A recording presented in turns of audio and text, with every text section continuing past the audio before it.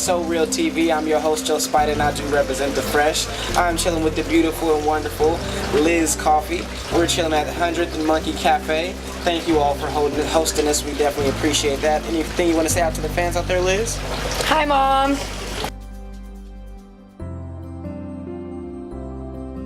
So, Miss Coffee, first off, we want to start off with, what is your definition of soul?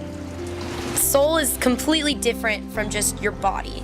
You know, everyone always says, like, you know, it's that you got soul. It's something you have to earn. I believe that, like, you know, it's something that kind of over time accumulates with you, and it's something that lasts forever. It's just, you know, like, even after you're gone, your soul's still around. It's kind of a beautiful thing. So, what got you inspired to do this type of particular art? You know, there's various forms of art. You know, some people dance, some people, you know, rap, some people do painting. What got you interested or involved in the painting? I would definitely have to blame my mother. When I was little, I always asked for crayons for Christmas instead of Barbies, and, like, you know, I had Barbies still too, but she was an artist too, and she was very encouraging of it.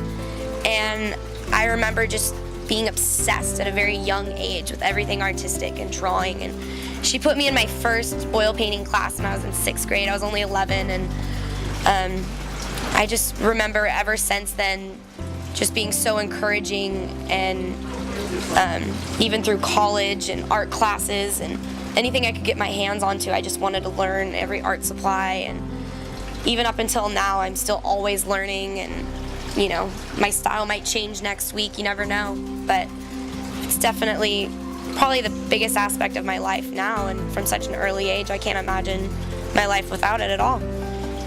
How would you say that your art reflects you as a person? Like, you know, a lot of people invest their time because of, you know, emotions and things like that. Well, how does your art reflect you as an individual?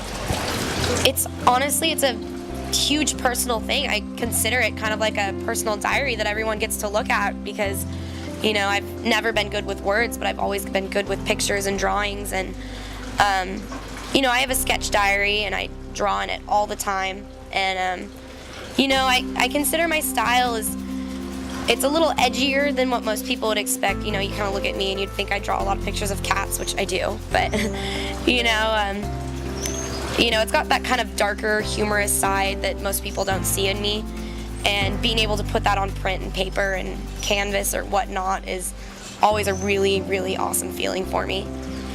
How much time do you think you dedicate into your work, your art?